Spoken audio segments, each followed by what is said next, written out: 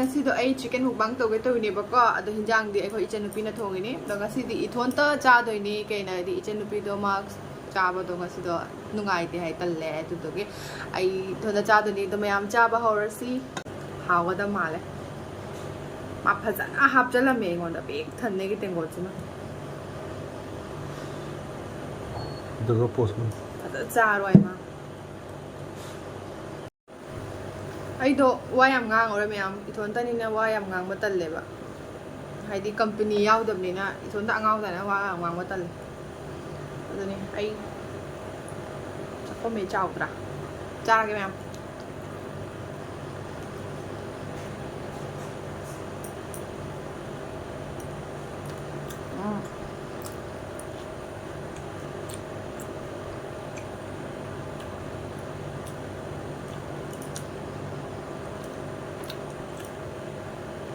một sải ra nè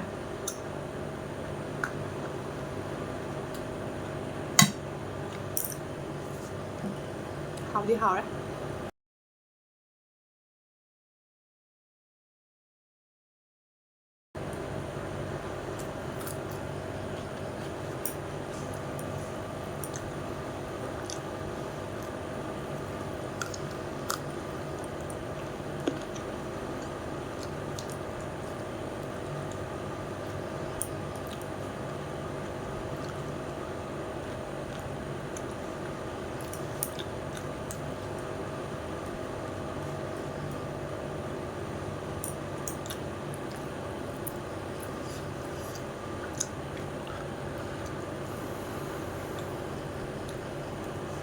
nhân thì hầu đấy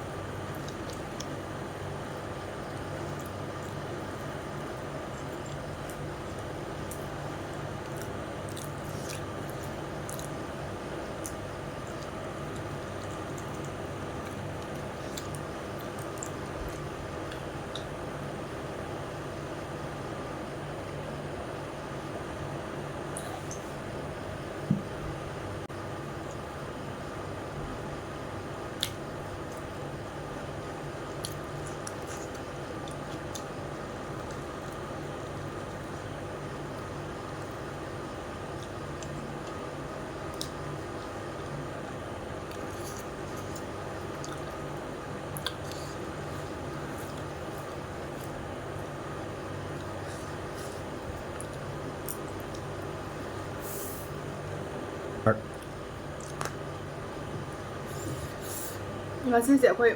ꯃꯧꯕꯥꯡꯁꯦ ꯍꯥꯏꯗꯤ plan ꯇꯧꯅꯒ ꯇꯧꯏ ꯅꯠꯇꯦꯕꯀꯣ ꯍꯦꯛꯇ ꯑꯩꯗꯣ ꯉꯥꯏꯍꯥꯛ ꯊꯣꯛꯎꯏꯑꯕ ꯍꯥꯏꯗꯤ ꯃꯄꯥꯟꯗꯅꯦ ꯁꯨꯝ ꯉꯥꯏꯍꯥꯛ ꯊꯣꯛꯎꯁꯦꯅ ꯑꯗꯨꯗꯨꯒ ꯆꯤꯛꯀꯟꯗꯣ ꯆꯥꯁꯦ ꯍꯥꯏꯗꯤ ꯆꯥꯅꯤꯡꯅꯅꯦ ꯂꯩꯔꯛꯄꯗ ꯑꯗꯨꯝ ꯏꯆꯟꯅꯨꯄꯤꯗꯣ ꯃꯨꯛꯕꯥꯡ ꯇꯧꯁꯤꯔꯥ ꯍꯥꯏꯅ ꯇꯧꯏꯅꯦꯕ ꯑꯗꯨꯒꯤ ꯇꯧꯏꯅꯦ ꯑꯗꯣ ꯊꯦꯡꯉꯦ ꯌꯥꯝꯅ ꯀꯩꯗꯧꯔꯦ ꯄꯨꯡ 10:30 ꯇꯥꯔꯦ ꯅꯨꯡꯗꯥꯡꯒꯤ ꯁ꯭ꯋꯥꯏꯁꯤꯗꯗꯤ ꯍꯥꯏꯗꯤ ꯌꯥꯝ ꯉꯟꯅ ꯇꯨꯝꯅꯩꯌꯦꯕꯀꯣ ꯑꯩꯈꯣꯏ ꯌꯨꯝꯗꯅꯦ ꯊꯦꯡꯅ ꯇꯨꯝꯃꯤꯕ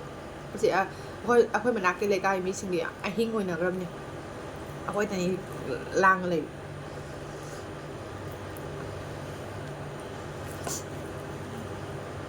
ꯍꯥꯎꯔꯦ ꯏꯆꯟꯅꯨꯄꯤ ꯊꯣꯡꯕ ꯍꯩ ꯌꯥꯝ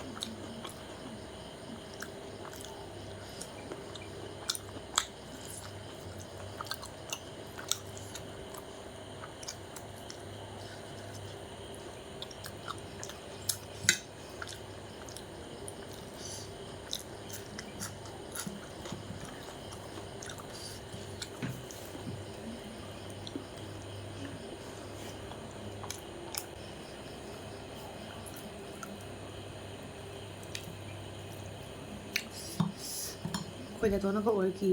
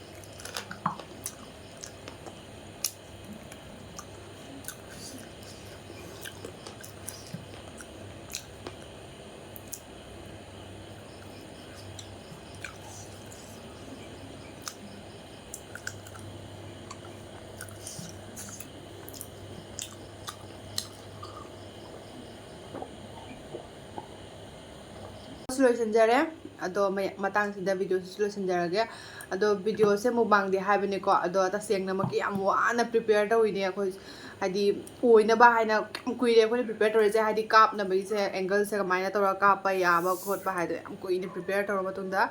hadi video se kapine ba ko aduna mayamna nungsibiduna aigi video sibu like share and subscribe tawbiyo asoya ngamba leraga di sum comment da haibiromo kai kai tawpa yai haibasu sum mayamna suggest tawbiro adu matang sida la sinjarage bye bye